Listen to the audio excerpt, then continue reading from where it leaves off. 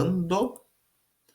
Bom, gente, hoje eu vou dar continuidade ao conteúdo antes da prova. Então, antes da prova, eu falei sobre aceleração vetorial e hoje a gente vai estar explorando esse conceito de aceleração vetorial, falando sobre aceleração tangencial e aceleração centrípeta, tá? Aceleração tangencial e aceleração centrípeta são componentes vetoriais da aceleração vetorial. O que seria uma componente vetorial? Essas duas acelerações, elas formam a aceleração vetorial. São componentes de um vetor, tá? Deixa eu atender a campainha de novo. São componentes de um vetor. Eu vou falar a respeito, relembrar essa questão de componente já sobre componente de vetor, tá? Em todo caso, também, já adiantando, a aceleração tangencial, ela é mais comum, a gente já trabalhou bastante com ela. A aceleração centrípeta, entretanto, é algo novo para vocês, para a gente, né? A aceleração centrípeta, ela somente ocorre quando eu tenho movimento circular. Quando em determinado momento, determinado instante do movimento, o corpo o objeto, ele faz uma curva em sua trajetória. Então, sempre que eu tenho uma curva na trajetória que eu faço, no meu deslocamento, eu vou ter o aparecimento de uma aceleração centrípeta associada, tá? Então, em termos, então, em resumo, aceleração tangencial e aceleração centrípeta são duas acelerações que compõem a aceleração vetorial que a gente viu há 2 semanas atrás, sendo que a centrípeta só aparece quando eu tenho uma curva, uma mudança de trajetória curvilínea no meu trajeto, tá? Bom, relembrando ainda mais algumas coisas, mais alguns conceitos, tá? Na aula, há 2 semanas atrás, tão distante, eu encerrei mostrando essa figura para vocês, que é justamente a figura que começa esse módulo da apostila de vocês, tá? Aqui eu tenho essa linha vermelha indicando a trajetória de um objeto. Então, essa linha vermelha é a trajetória. E eu tenho marcado duas posições, uma posição aqui e uma posição aqui. Nessa posição, eu tenho uma velocidade V1, que é tangente à trajetória, e nessa posição eu tenho uma velocidade V2, que é tangente à trajetória, ou seja, a direção da velocidade nesse ponto e a direção da velocidade nesse ponto não seguem o mesmo trajeto da linha do deslocamento. Elas partem de uma forma tangente, relando, encostando nessa linha, tá? E é claro, se eu sobrepor V1 com V2 e fizer uma chamada soma vetorial, a gente viu isso 2 semanas atrás, o vetor resultante vai ser dado como uma hipotenusa entre V1 e V2, que vai ser equivalente ao nosso ΔV, ou seja, variação da velocidade. E é claro também, né? Se eu tenho variação da velocidade em um intervalo de tempo, então ΔV por ΔT, eu tenho uma aceleração média. Esse conceito de aceleração média, a gente viu lá em março, que era parte do movimento uniformemente variado. MV é sempre quando eu tenho variação da velocidade. Então, se eu estou variando a velocidade, mesmo que seja variação no sentido dela, e não no módulo, mas apenas na orientação, que é o caso que acontece aqui, repara, V2, seta apontando para direita, V1, seta apontando para esquerda, V2, seta apontando nessa orientação, V1, seta aponta nessa orientação. Eu tenho uma mudança de orientação na velocidade em 2 e na velocidade em 1. Essa mudança de orientação é uma mudança na velocidade, é uma variação, é um ΔV. Então, sempre que eu vario ΔV em um intervalo de tempo, eu tenho aceleração. E essa aceleração média, tem a mesma orientação da variação da velocidade, ok? Então, primeira definição que a gente aprendeu aqui no começo do ano foi isso. Aceleração é ΔV por ΔT. Ponto. Contudo, todavia, entretanto e porém, a gente está trabalhando com vetor agora. E se a gente está trabalhando com vetor, não é mais um movimento em linha reta, agora é um movimento em 2 dimensões, essa aceleração vai ser um vetor também. Ou seja, ela vai ter um módulo, onde esse módulo é representado dessa forma. Ah, Marcelo, é ΔV por ΔT, né? O módulo é um número, é ΔV por ΔT. Isso não muda. Só que, além desse módulo, eu vou ter uma direção e vou ter um sentido associado. Isso é importante ficar gravado. A direção e o sentido da aceleração sempre é igual ao sentido e a direção da variação da velocidade. Sempre vai ser igual a essa variação da velocidade, ok? Bom, mas repara o seguinte, ó. Então eu tenho essa aceleração aqui. Esquece por um momento essa aceleração. Esquece essa aceleração por um momento. Foca só no ΔV. Foca aqui. Foca no ΔV. Tá vendo esse ΔV? Esse ΔV, ele não é a resultante de um V2 por um V1? Não é? É a resultante. Então, ΔV é o resultado de V2 por V1. Bom, tá. Outra coisa que eu queria chamar a atenção também. Acompanha comigo. Olha o jeito como está representado esse ΔV. ΔV não é uma seta inclinada? É uma seta inclinada. E é uma seta inclinada que está entre V2 e entre V1. Não é? Né? Eu tenho V2 aqui, eu tenho V1 aqui, e o ΔV é uma seta inclinada que está entre esses dois carinhas. Ou seja, como que eu obtive ΔV? Eu obtive ΔV através de V2 e através de V1. Então, V2 e V1, eles produziram esse ΔV. Então, esse ΔV, ele é um resultado, então esse ΔV, ele é um resultado da combinação de V2 com V1. Presta atenção, essa ideia é importante. ΔV é o resultado da combinação de V2 com V1. E esse resultado dessa seta entre esses dois caras. Tá. Acompanhou essa ideia? Beleza.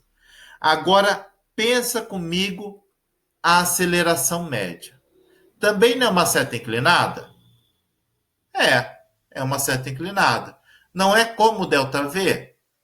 É como o ΔV. Então, eu não poderia escrever essa aceleração, essa seta amarela, da mesma forma como o ΔV, como sendo o resultado de uma aceleração aqui e de uma aceleração aqui? Está entendendo a ideia que eu estou jogando aqui? ΔV é um resultado da combinação de V2 com V1. E essa combinação deu essa variação da velocidade com a seta nesse sentido e nessa direção. Agora eu estou olhando para a aceleração. Será que eu consigo escrever a aceleração como sendo o resultado de uma combinação de um vetor aqui e de um vetor aqui também? Aguarde os próximos slides. Ah, sim, eu posso. Mas para pegar essa ideia, para ficar claro, vamos relembrar um pouco as coisas. Então, primeiro de tudo, qualquer vetor, vetor R, qualquer vetor resultante, esse cara aqui, ó, risco vermelho, qualquer vetor resultante que tiver uma certa inclinação no espaço, como eu coloquei aqui, ele vai ser um vetor resultante de duas componentes. Uma componente na direção x e uma componente na vertical, na direção y. Então, esse vetor R aqui, ele é o resultado de uma combinação de Rx com Ry. É como se ele fosse o filho do casal, Rx e Ry. Hein? Rx mais Ry dá um vetor inclinado, um vetor resultante entre esses dois. Eu sempre vou ter isso. Então, sempre que eu tiver um vetor inclinado, eu sempre posso dizer que ele é o resultado, ele é a resultante entre dois vetores, um na horizontal e outro na vertical, tá? Onde esse cara aqui, ele vai ser uma soma vetorial de Rx com Ry. Cuidado com isso. É uma soma vetorial, tá? Qual que é o valor de R, então? Então o valor de R é só somar Rx com Ry? Não, não. É uma soma vetorial. Se eu quero calcular quanto que vale esse resultante, calcular resultante de um vetor é calcular Pitágoras. Então, eu tenho que fazer que a resultante do vetor, o módulo dele, é a raiz quadrada do valor em x ao quadrado mais o valor de y ao quadrado. Isso daqui é chamado módulo de R. Eu tenho uma diferença entre soma vetorial e módulo de um vetor. Sempre que eu falar módulo de um vetor, eu estou falando de um número específico que representa o tamanho desse vetor aqui. E esse módulo do vetor é a raiz quadrada da sua componente em x ao quadrado e da componente em y ao quadrado, tá? Isso a gente viu lá em velocidade vetorial, viu há muito tempo atrás, tá? Vamos pegar essa ideia agora, então, e jogar para o vetor aceleração, aquela aceleração média. Ou seja, eu tenho essa aceleração média aqui, que tem a mesma direção e mesmo sentido de ΔV, tanto que a seta amarela está em cima dessa seta preta, que é o ΔV. Então, a aceleração média, esse cara aqui, ele vai ter duas componentes também, assim como o R tem. O R não tem uma na horizontal, Rx, e outra na vertical, Ry. Então, a aceleração também vai ter uma em x e outra em y. Então, essa minha aceleração, que está inclinada aqui, ó, é esse cara aqui, ele vai ter uma componente tangencial em x, porque é tangente à curva, e vai ter uma componente em y, que é vertical, que é a minha aceleração centrípeta. Então, ó, essa aceleração média, eu posso sempre decompor ela em duas componentes. Uma na horizontal, tangente à curva, e outra na vertical, perpendicular à curva. Essa aceleração aqui, a chamada aceleração centrípeta, ela sempre é vertical, sempre aponta para o centro da curva e sempre vai ser perpendicular à curva que meu objeto está fazendo no espaço. Eu nunca vou ter uma mudança, uma troca de posição entre a centrípeta e a tangencial. Tangencial sempre tangente à curva, sempre tocando a curva, saindo pela tangente, no sentido da velocidade linear. e a centrípeta sempre apontando para o centro. E se eu quiser representar vetorialmente, eu posso dizer que essa aceleração é uma soma vetorial das componentes, da aceleração tangencial mais a aceleração centrípeta. Cuidado com isso. A apostila passa essa fórmula para vocês, de soma de aceleração. Essa soma de aceleração não representa o valor desse A aqui. Não representa o valor desse A. Representa que o A ele é o resultado de uma combinação de uma componente horizontal com uma componente vertical. Então, quando ele faz aceleração AT mais AC, significa que ele quer dizer o seguinte, que a aceleração média é igual a uma combinação, esse mais significa combinação, de uma aceleração tangente mais com uma aceleração centrípeta. Então, esse sinal de mais aqui não é uma soma. Representa, significa a palavra combinar, combinação. O valor desse cara, o valor a gente tem que pegar pelo módulo aplicando Pitágoras. Ok? Esse é um ótimo momento para quem ficou meio com o pé atrás, alguma coisa que eu falei até agora, está perguntando. Alguma pergunta? Tá ok. Escutei sinalzinho ali. Deixa eu ver. Professor, você pode explicar de novo essa parte? Sim, Bruna. Vamos lá de novo. Então, sempre que eu tiver um vetor inclinado, esse vetor ele é o resultado de uma combinação de outros dois. De um vetor na horizontal e outro vetor na vertical. Repara, Rx está sobre o eixo X. Ry está sobre o eixo Y. Quando eu combinar esses dois, eu vou ter uma resultante inclinada entre eles. Essa combinação, esse fato de combinar, eu represento dessa maneira. Então, R é igual a Rx mais Ry. Essa soma representa que o vetor resultante é uma combinação de x com y. Tá? Agora, se eu quero o número, o valor numérico que representa esse vetor, R, esse valor numérico é dado por Pitágoras. Raiz quadrada de Rx ao quadrado mais Ry ao quadrado. Isso é o chamado módulo de um vetor. Tá? Eu vou pegar essa mesma ideia para aceleração. A aceleração está inclinada. Está inclinada. Se está inclinada, significa que ela é a resultante de outros dois vetores, que ela é resultado da combinação de dois vetores.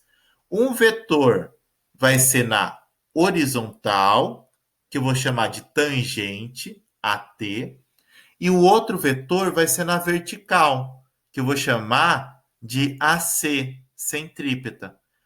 Eu utilizei aqui a mesma ideia que eu utilizei para o R. Então, eu utilizei aqui a mesma ideia que eu usei aqui. Então, esse A está inclinado, significa que ele é uma combinação da aceleração tangente mais a aceleração centrípeta. É uma combinação deles. Ok? Ficou mais claro? Tá ok? Isso, perfeito.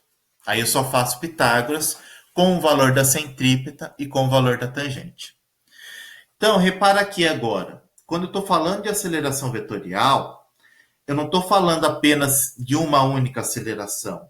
Ela é o resultado de duas acelerações. Uma tangente e uma centrípeta. E aí vem aquela questão. Como que eu calculo essas duas acelerações? Para calcular essas duas acelerações, eu vou estar utilizando essas duas expressões. Primeiro, o que significa uma aceleração tangente? A aceleração tangente ou tangencial ela mede a variação da velocidade. Então, é aquela definição que a gente viu lá em MUV. A aceleração tangencial é ΔV por ΔT. Isso a gente já sabe. Isso não muda. Se eu quero calcular a aceleração tangencial, ΔV por ΔT. Agora, a centrípeta, que é novo para nós, esse não. A centrípeta ela vai estar medindo a rapidez com que eu tenho uma variação na direção da velocidade. A centrípeta só aparece quando eu tenho uma curva no meu movimento, quando eu tenho uma curva nesse meu deslocamento. Se ela só aparece quando eu tenho uma curva, essa curva identifica, caracteriza mudança na direção, tá? E para calcular o valor da aceleração centrípeta, eu vou estar fazendo a divisão da velocidade ao quadrado dividido por r. Tento associar da seguinte forma. A aceleração centrípeta não aparece quando eu tenho curva? Sim, aceleração centrípeta somente para curva. Se eu tenho curva, eu tenho circunferência, eu tenho raio. Então, a centrípeta tem que depender do raio. Então, V ao quadrado sobre R. Ok? Então, calcular as componentes da aceleração vetorial é calcular a tangente, ΔV por ΔT, com a centrípeta V quadrado sobre R. A direção da aceleração centrípeta sempre vai ser uma direção radial, ou seja, em cima do raio e apontando para o centro da circunferência. Sempre apontando para o centro. A tangente não. A tangente vai ter a direção igual da velocidade e sempre no sentido para fora, saindo da minha circunferência. Ok? Com base nisso, vamos relembrar os tipos de movimentos que nós temos. O primeiro movimento que a gente viu foi o chamado movimento uniforme. Movimento retilíneo uniforme. Ou seja, se é um movimento retilíneo uniforme, é em linha reta, retilíneo reto. Se é retilíneo, eu não tenho circunferência. Se eu não tenho circunferência, eu não tenho aceleração centrípeta. Então, nesse caso aqui, a aceleração centrípeta igual a zero. O que eu vou ter apenas? Eu vou ter apenas aceleração tangencial. Aí vai depender do caso. A minha velocidade, ela é constante ou muda? Se a velocidade for constante, a aceleração tangencial é zero, porque velocidade constante é aceleração nula. Agora, se a minha velocidade ela muda, então eu vou ter uma aceleração tangencial. Então, aqui no caso, a aceleração tangencial é diferente de zero. E a aceleração vetorial é igual a tangente. Então, repara aqui nessa primeira comparação de movimentos.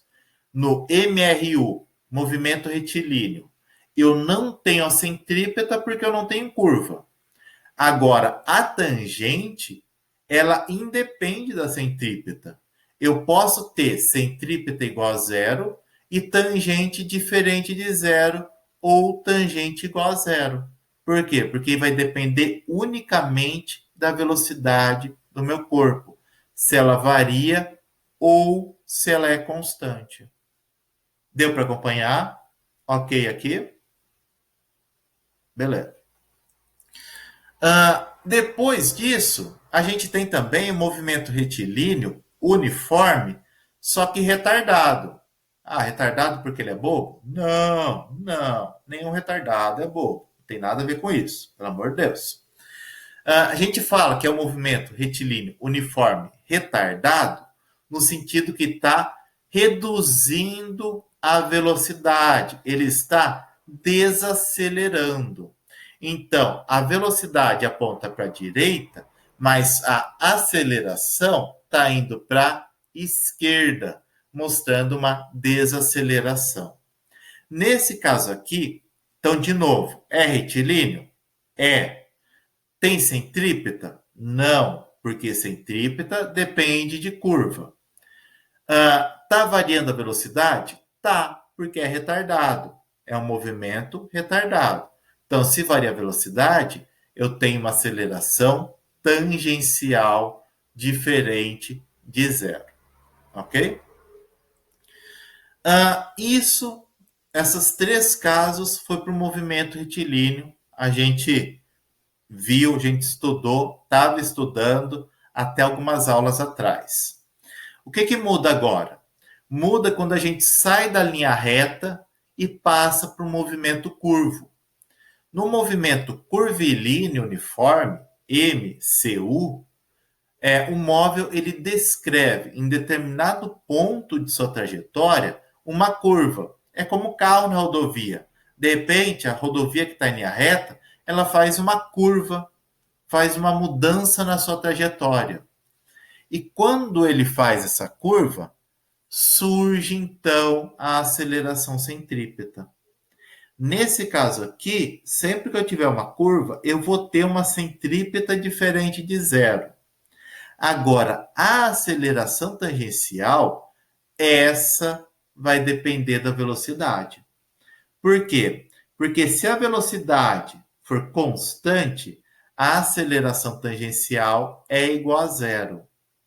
Agora, se essa velocidade ela muda, que é esse outro caso aqui, ó, a velocidade está mudando, então eu vou ter uma aceleração tangencial.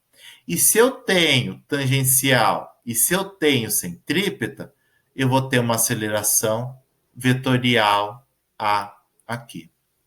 Então, nesse caso, a velocidade e a aceleração tangencial são no mesmo sentido, e eu vou ter tanto a tangente quanto a centrípeta diferente de zero. E aí é o que a gente viu, que eu falei agora há pouco, o módulo dessa aceleração vetorial é igual a centrípeta ao quadrado mais a tangente ao quadrado. Então, gente, é importante ficar bem claro isso. A aceleração vetorial ela só existe quando eu tenho a aceleração tangente e a aceleração centrípeta. E, dependendo do sistema, eu posso ter as duas, eu posso ter apenas uma, ou eu posso ter apenas uma. Centrípeta, eu preciso ter curva. Tangencial, eu preciso ter variação da velocidade. Ok? Por fim, se eu tenho movimento curvilíneo acelerado, eu posso ter também um movimento curvilíneo retardado, que é quando a velocidade aponta para a direita, mas a aceleração tangencial aponta para a esquerda. O que, que muda nesse caso? Muda apenas que a minha velocidade com o tempo ela vai estar reduzindo, reduzindo até parar. É apenas isso que muda. Agora, matematicamente, não muda nada. É a mesma coisa. Eu ainda vou ter, ó, um triângulo retângulo, onde a vetorial vai ser a hipotenusa desse triângulo, formado pelos catetos, a aceleração centrípeta e a aceleração tangencial. Então, tanto no movimento retardado quanto no curvilíneo, a forma de calcular o módulo dessa aceleração vetorial é igual, é a mesma. A única coisa prática que vai mudar é a velocidade, que aqui, por ser retardado, a velocidade v ela diminui com o tempo. Aqui ela vai estar aumentando com o tempo. Ok? Ok? Deu para acompanhar? Alguém quer perguntar alguma coisa nessas comparações? Quer que eu repita alguma coisa? Hum. E acabou. E acabou. E acabou.